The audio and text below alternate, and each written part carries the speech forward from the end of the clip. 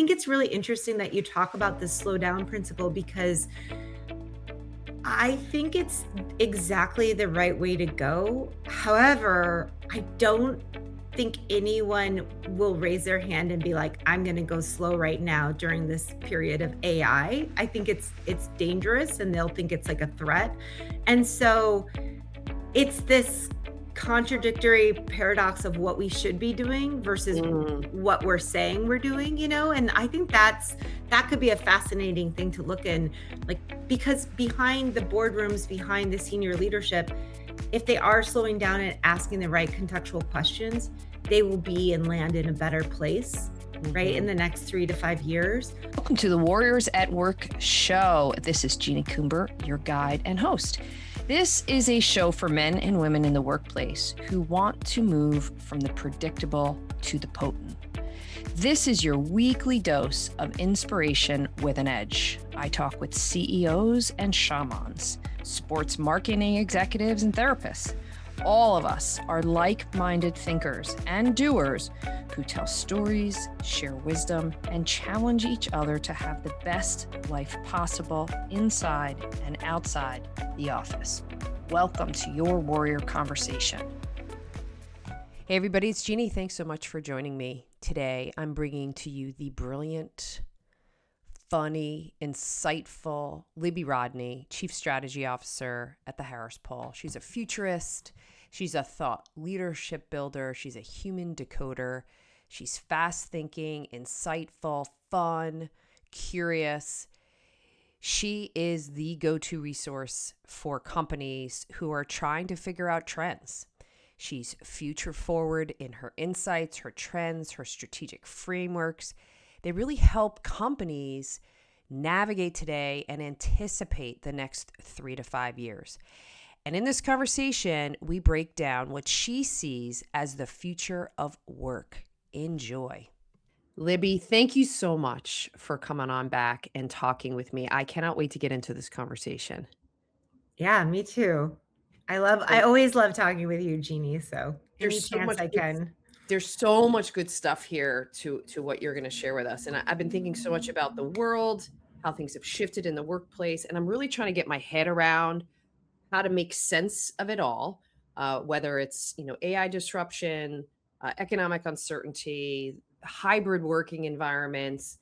And you sit at such an interesting intersection because you help companies understand the signals so Yeah. that they can make decisions appropriately. So I thought you would be the best person to bring into this conversation and help us make sense of all of this. Yeah.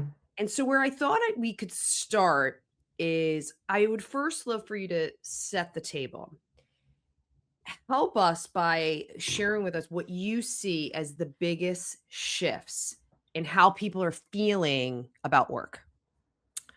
Yeah, so to set this table, I would say the first thing that you need to think about is the fact that all leadership, all workers, all new entry employees, we're all surviving and living through what academics would call the poly crisis.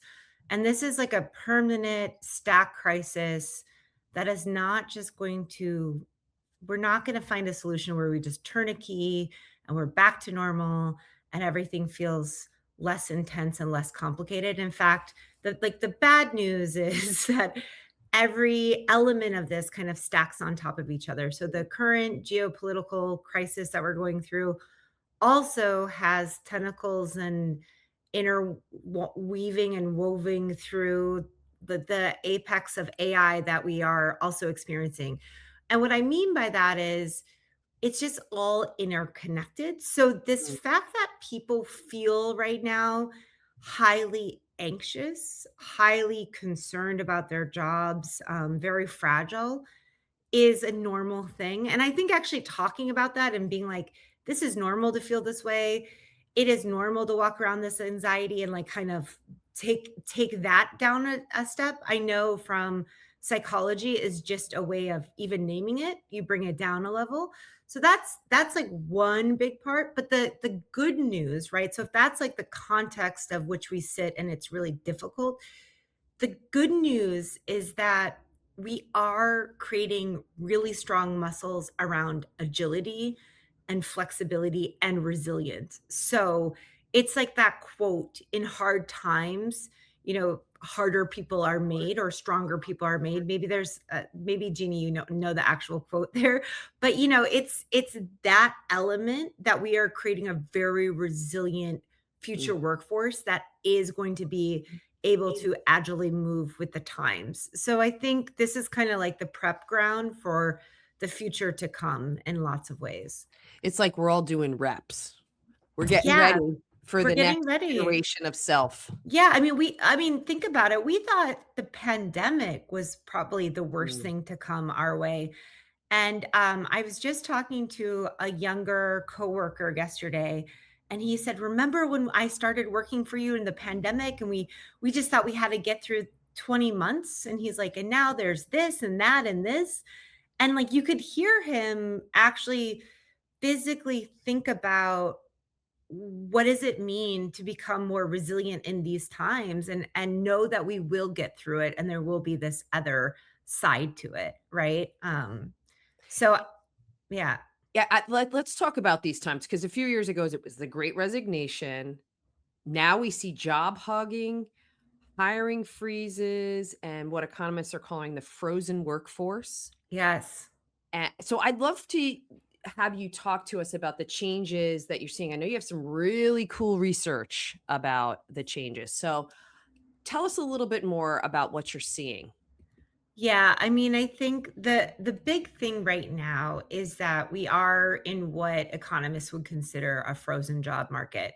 And what that means is that workers, for example, we saw 43% of workers say they feel that there are no to little opportunities at their current jobs. So they're not going to look anywhere else. And so 45% of US workers are what you consider job hugging. They're staying at a job without real hope that it's going to change or that it's going to become better. But also, the Federal Reserve called this a low firing, low hiring environment.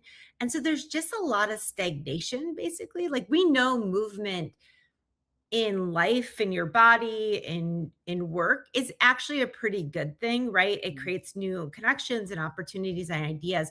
But right now we're kind of at the standstill where people are just really worried about their future financial stability. So they're not going to take a new job um, because they're worried that they will be the first ones to be let go if there's any sort of further downturn in the economy or anything. The challenge is, and Jeannie, I know you probably see this in your work, is A, when you get to a standstill and stagnation, and then B, when there are layoffs, the impact of layoffs on a workforce or a culture, internal cultural and company, and like Harvard Business Review has done tons of studies on this, is it lasts multiple months to years Mhm. after. So people just come in less productive, less ready to go, and less ready to move.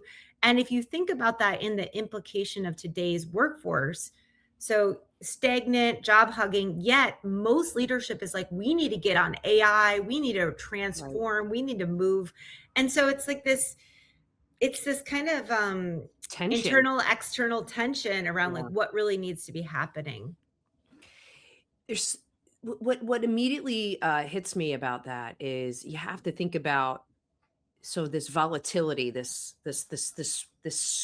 kind of constant motion and unpredictability. If that is the quote unquote new normal, I immediately go to what are the capabilities Mm-hmm. that leaders running organizations need to either enhance or start developing to be able to operate in this environment, especially when you think out another 5 or 10 years. So Yeah. what do you think? Well, this is where there's this theme kind of coming up that is we're on this transition line, which is that we always expected leaders to have IQ. Then we Mhm. moved into this idea of EQ, emotional, intelligence, and now we're in this phrase of AQ, which is agility, intelligence, agility quotient of people, and meaning that you you have to use your intelligence and your emotional intelligence, but use it within the construct of being extremely agile and also resilient in your ability to move up and down. And what I think that means, and you and I have talked a lot about this, is getting more into your intuition and to Mm, your understanding. Because if you try to take, for example, today's news and the news cycle alone and try to say like, now I'm going to have a game plan around that, or I read a recent stat recently that the tariffs under the Trump administration have changed 6,000 times. So if you're a business leader and you are trying to manage your policy around tariffs, you can't, right? But you cannot also afford to be stagnant and stand still. So in that moment, you actually have to tap more into your intuition as a business leader, using your intelligence and your emotional side to figure out what is it that I need to do now? What can I control and how can I move forward? So I think that is really the future of leadership, is being mhm, able to hold many things that can be contrasting at the same time, even when you don't know full truth of or transparency of what's happening, and being able to kind of intuit your way through it with some rationale logic, of course, but mhm. like really tap into that side of the leadership paradigm. I completely agree with that, and what I would add is it's not a time for speed. Ah, yes. Time for contemplation. It's a time for pause. Mhm. It's a time to gather more insights, sensibility of what's going on, attunement, like all of the things that we don't talk about in traditional leadership or executive competencies, but it's within all of us. And the path to all of those things is to slow down, ask more questions Yeah. about making less statements and contributions to an interaction, but what is it you need to understand more? So the word that I've been talking a lot about is the Mhm. importance of context Mm. versus just driving towards a solution. And I think again that's within all of us, but it's not necessarily something that's typically taught or talked about. But Yeah, or elevated, right? yes, yes. I think what's also really interesting is the lot of research that you've shared with me is pointing to this notion, and you just made mention of this feeling of overwhelm, disengagement in the workplace, and companies now are designing conferences and spaces around restoration, which I thought was a Mhm. beautiful word, instead of this inclination for productivity. Do you think that that's the future of leadership and the workplace? Restoration? Yeah. I mean, I hope so. I think that is the early signals of kind of what's to come. I think, Mm, yeah, again, if you think about having to have agility quotient in the future, you have to think about all of the perma crisis that we're living through as more of a marathon. So, how do you reset the rules to work for senior leadership and leadership in general? I think restoration should be a core principle to that. I would say right now, though, that the market is feeling much more transactional. I mhm, think it's really interesting that you talk about the slow down principle, because I think it's exactly the right way to go. However, I don't think anyone will raise their hand and be like, I'm going to go slow right now during this period of AI. I think it's dangerous and they'll think it's like a threat. And so it's this contradictory paradox of what we should be doing versus mm, what we're saying we're doing, and I think that could be a fascinating thing to look in, like, because behind the boardrooms, behind the senior leadership, if they are slowing down and asking the right contextual questions, they will be and land in a better place, right, in mhm, the next 3 to 5 years. But if they're rushing to the end of the goal, we already know that lots of AI experiments and corporations don't um, they're basically failing in lots of cases, but it's because the governance and the overall structure of why they're doing it and what is it for and what is it doing within an organization are not being defined because probably because Mm. things haven't been slowed down in the context and the table hasn't been set in that way because people are so they feel under such pressure to move quickly to prove that they have the skills to be in this environment today. So the way that I hear that is, you use the word governance. I wonder if there is so much pressure to get tangible results Yeah. from AI, but they don't actually know what are the results we're shooting for. Yeah. I mean, it's very much the context of our culture that we're living in today where we don't really know we haven't had really strong conversations um, about what are the objectives that we are trying to achieve collectively. And that has filtered down into the business world as well, because as the landscape continues to change for the business leaders, like the boards might say one thing one day, or the C suite might say one thing one day, and the next day it changes. And it's not, Mm, I'm empathetic to that change because that change is often a result of a changing political or technology technology advancement based context. right. So but the thing is, again, the reason why MIT has like come out with reports saying AI has been efficiently not that useful, or Harvard Business Review has Mm, come out with a report that says like AI is not only AI is just intensified work. It's not really doing things for people. I think a lot of that is it's based on the contextual setting. Like we do a lot of research in AI with organizations and industries.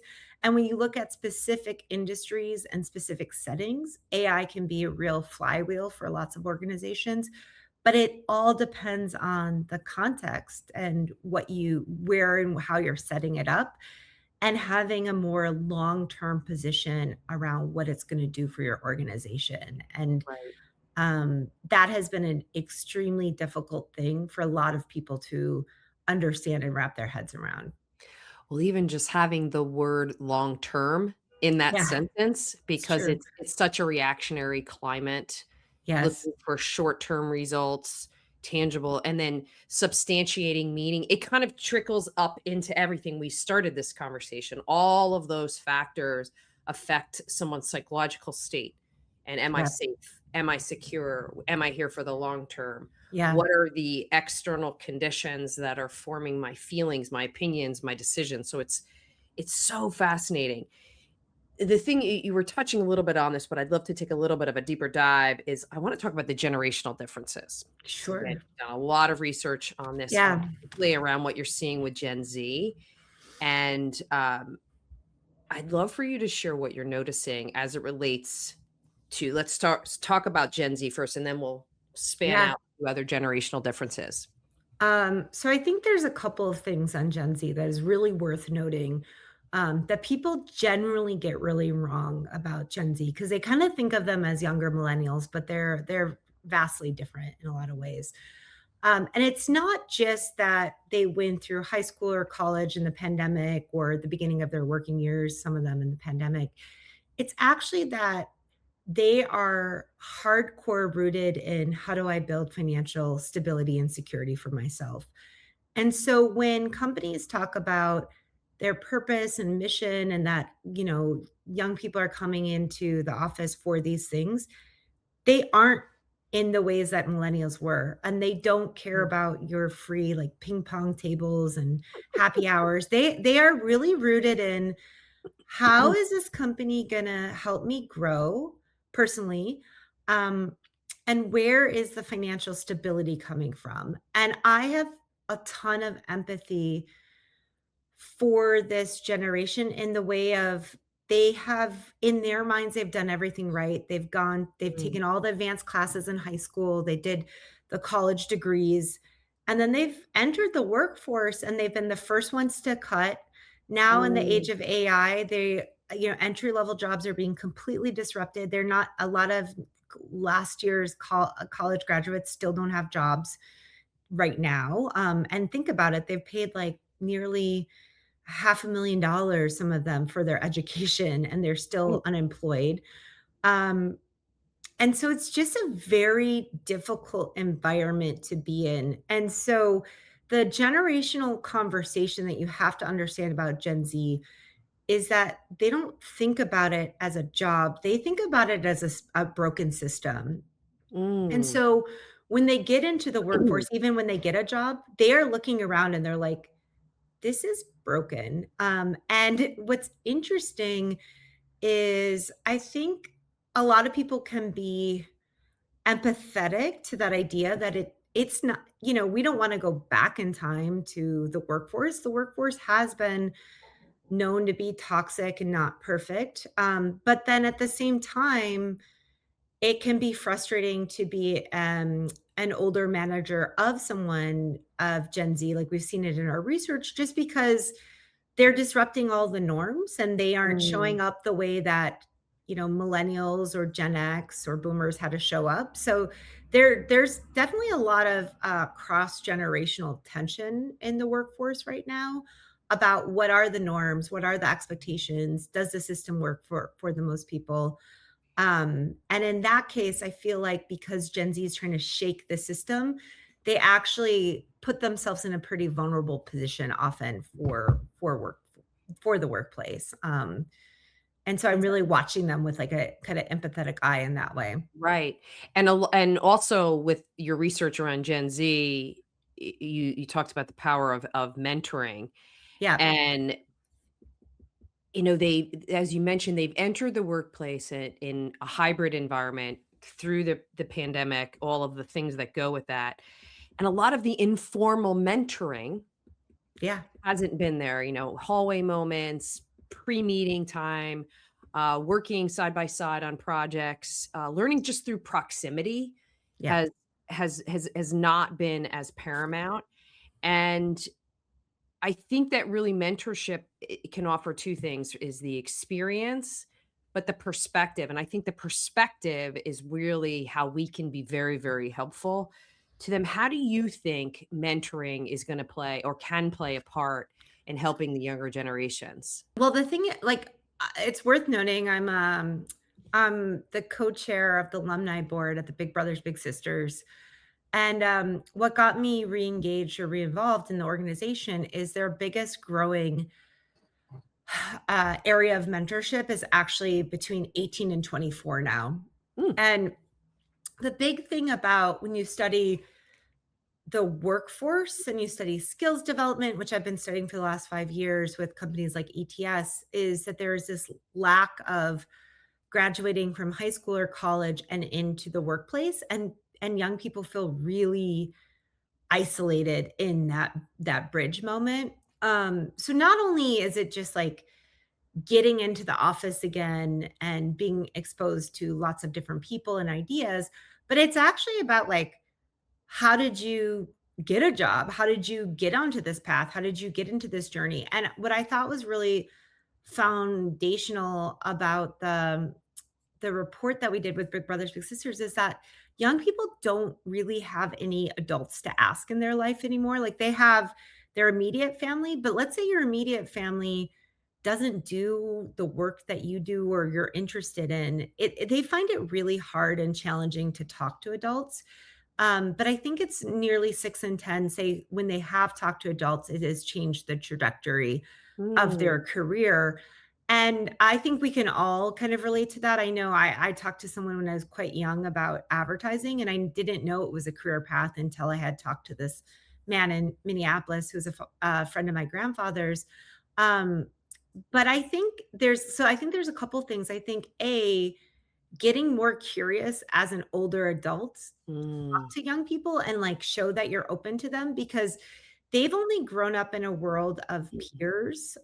So like if they're getting all their news from TikTok and YouTube, etc., they're kind of in those worlds and then they see adults on a day-to-day basis and adults assume they don't want, you don't want to talk to them, they don't want to talk to you. It becomes this kind of self-fulfilling paradigm.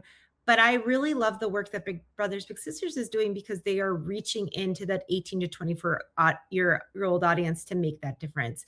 I also think just like in general in the workforce, we can be doing much more of that. What mm, I'm, like, very interested in, Jeannie, is, like, young people also aren't necessarily interested in recreating the workplace of yesterday. And what I mean by that is the idea that they all go to the same office and they have water cooler conversations and whatnot. Their millennial managers for sure aren't, because millennial managers already have their skill sets. They want the hybrid lifestyle. They're raising families. But I think there can be some meeting in the middle of more intentional reasons to be in physical spaces with each other to create that. Because the return to the office that we've seen in research, it's just making more people go into cubicles to have Zoom calls with their colleagues Yes. who are all around the country or the globe. And again, it's creating just more transactional moments. It's not creating more like intimate relationship-based moments. So I think that's where, I'm really excited about HR leaders and their visions to really think about how do we create people and culture, and, empowering those leaders at this time, I think is pretty crucial. You know, the thing that I was thinking about when you were describing all of that, it's it's mentoring the younger generation to have agency as Yeah, well, and encouraging them to ask bigger questions, start to expand their networks, which that's like a whole nother podcast. Is yeah. no one teaches networking and relationship building, but just some of the informality, those moments that you're describing and having more intention, that naturally starts to build that skill that I think is missing from this whole equation because it's so transactional. What if there Yeah. are places for real meaningful moments and conversations and projects that expand beyond like traditional business strategic work? I think is something that would be fascinating to see with this idea of more intention. Yeah, I really like the what Mm. you're saying too about self-agency. I think in a moment that we sit today, which is highly has lots of anxiety and fear, Mm. everyone needs more self-agency. Like, I So relate true. to needing more Yeah, self-agency. I yeah, mean, it is the thing that it's like on the other side of fear is action, right? So just giving people what are the tools that provide some of that self-agency, or even the modules and the frameworks of thinking, I think is really interesting and helpful. What I find so fascinating is people will often come to me and they'll be like, "What tools should I be using? What yeah, sources should I be reading?" And it's not actually those are not the right questions typically. The right questions are more about, how do I think about where I want to have impact, or like how do I think differently that I have some sort of market advantage, or how do I hone in my critical thinking? It's not like it's not these are this 5 news sources you have to read and then you have to use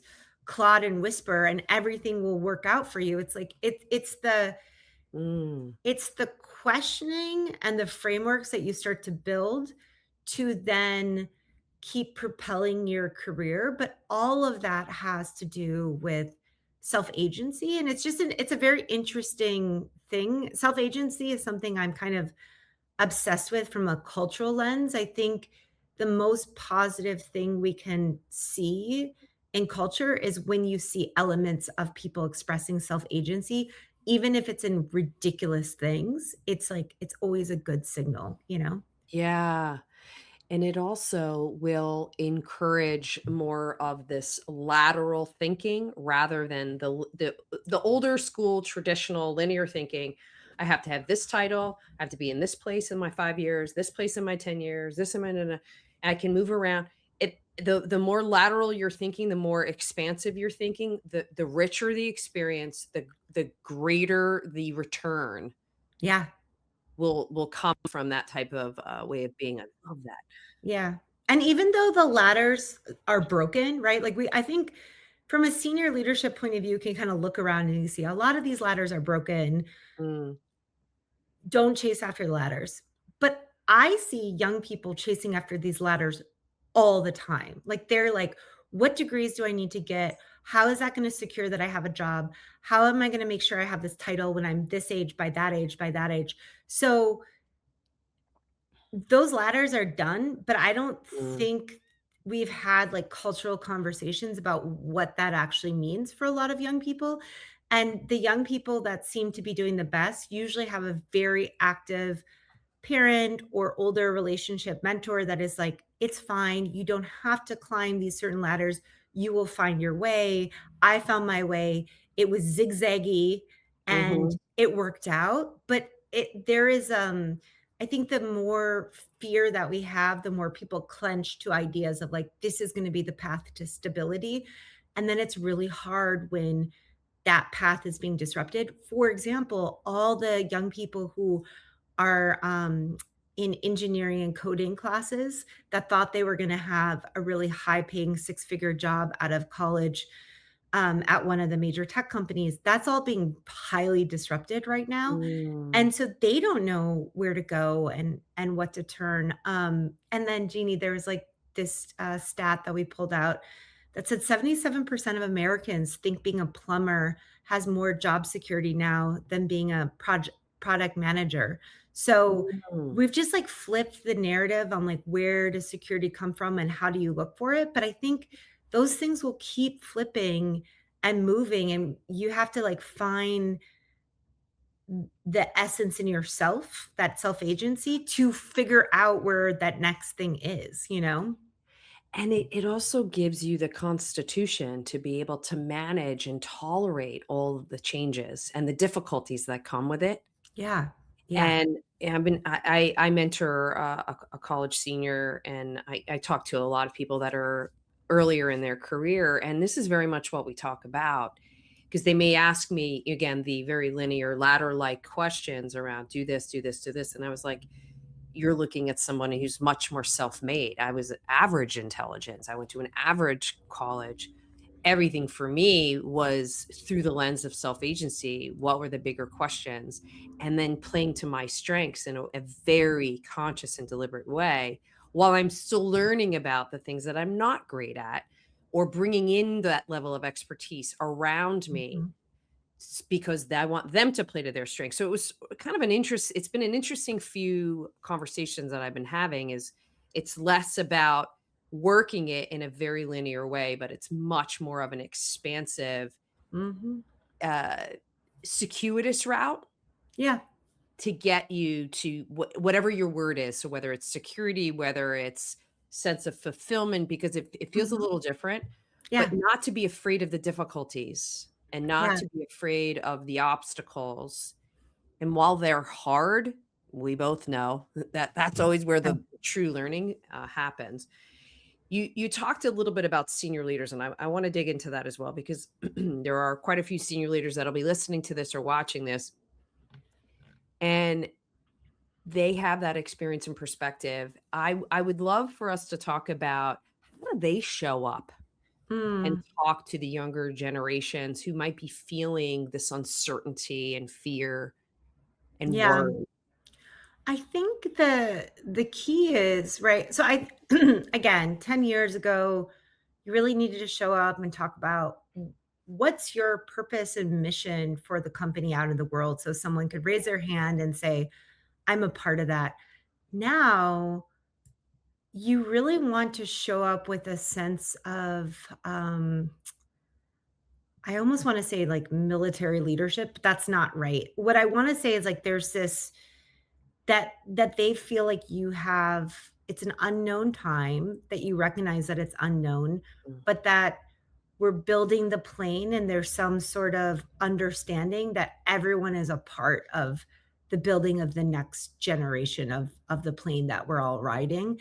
And I think you wanna be open and honest about that because I think when everyone's like, "I'm really confident about this, and this is how it's gonna work," people don't know if that's accurate, but what they want to hear is, "Hey, there's room for you here long term. We value you, and here are opportunities for you to mm, grow in the future." And they can be very, actually, we found in research with some of our clients, like, they can be really simple things, like just having access to online learning classes and things like that. They just signal that you're putting some investment in me. Um, I have been researching the future of work for a really long time, and I think it's interesting, and you've probably seen this in your work, Jeannie, but we used to really invest in learning and development and coaching and all these kind of practices and ideas for years. I remember being at Razorfish and they would like have us do presentation skill development courses and anything we wanted to do, they would really, really invest in us. But over the years, that investment has gone away. And especially in an economic down cycle, it's like it's hard. A lot of organizations kind of cut that first. Mm-hmm. And the young employees, they feel it and they feel like, okay, if you're going to cut that, then is my job going to be next? And how much time should I really be investing in this organization versus because it's not investing in me? So it is a bit chicken and the egg on Right. how do you talk about their opportunities there so that they put in the time to grow there? Yeah. Yes, I love that. So here's my last question. Yeah. So I think for what we talked about in this conversation is yes, there's uncertainty. Yes, it can feel unsettling, but there's tremendous possibility and there's tremendous expansiveness that's available to you. I would love for you to look out into the future in whatever time horizon feels intuitive to you and tell us what you're most optimistic about. I am most optimistic about this sounds very narrow, but I'm most optimistic about quantifying and qualifying emotional skill sets, and like Mm, the agility mm, skill sets. I know one of our clients, ETS, that is kind of they do the GRD and they do all the kind of academic testing. They're working on this. It's more like real-time testing. And the reason I would love these kind of more emotional skill sets to be qualified, such as leadership and creativity and those things, is because I think it then will create more pathways for people to move around organizations in much more dramatic ways. I think when we talk to HR leaders, the thing that really hamstrings them is they are talking to people and they're understanding those elements. But it's hard if you're in an organization of over 1,000 people to figure out where do people fit and where mm, can you slot people accordingly, depending on the growth needs of your company.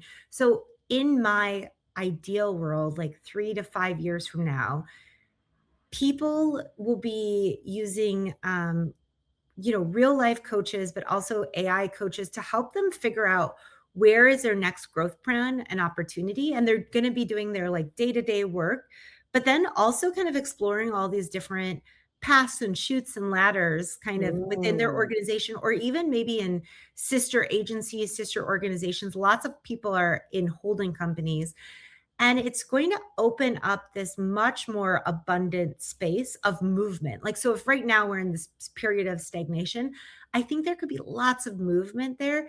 And I think also in that space, there could be a lot more fractional work and a lot more mm, ability for senior leaders. Probably this is usually fractional work comes at the mid to senior level where you have some experience and you can bring some skills to the table right away. But that idea of fractional work actually suits a lot of people's lives when they're looking for a more flexible workplace. So again, I think when you're young, you go in, you work really hard, you could be moved around a lot in ways that excite you. And then when you're older, you can also be within an organization, or you could be choosing more fractional work that fits the needs of your lifestyle, whether you're a caretaker or you just want to take more time off. And we see both of those things kind of ramping up with technology. So that's why the signals feel like they're coming and that could be a mm. really good path. The word that comes up when you just described that is this idea of experimentation, Yeah. Well, trying all different things. it's like that is what's fun about work. That's like Mhm. where the play comes back in. And, if we tap into our playful, curious side, we know that's where sparks of innovation, connection, and meaning can happen. So it would be nicer to live in this more playful environment than a very anxious environment that we currently reside in. So yeah, anything that shifts us into that space, I think would be good for everyone. And it's definitely the version of the world that I want to see my kids grow up and Mm. living in, not like, if you don't do this, like everything's going to fall apart for you and you're not going to have any income. Like more like, oh, look, all these things. I mean, and we think about the greatest inventors of our times, they've always been in a much more playful based environment. So I'm hoping we kind of get back I into that love world. that. What a beautiful way to end this conversation. I'm so grateful that you are in my circle. You are so smart. I love all of the insights, the hopefulness that you have. And I'm so grateful that you're doing this work in the world. We are so much better off, Yeah. Libby. So thank you for Thank taking the you. time to talk to me today. Thank you for joining me for another episode of the Warriors at Work show. If you are interested in learning more about what we do at the Warriors at Work show and platform, be sure to go over to my website, Jeannie Coomber, and subscribe to my monthly Warrior Playbook newsletter. I share everything that I'm up to month by month, as well as some lessons and insights that I've learned. I'm also interested in hearing any feedback you have about this conversation or future topics. So reach out to me directly on jc@jeanniecoomber.com or on LinkedIn. Be sure to tell your friends and your colleagues about this Warriors at Work conversation. Subscribe, review, and rate us. It's the best way to get this message out into the world. Be well.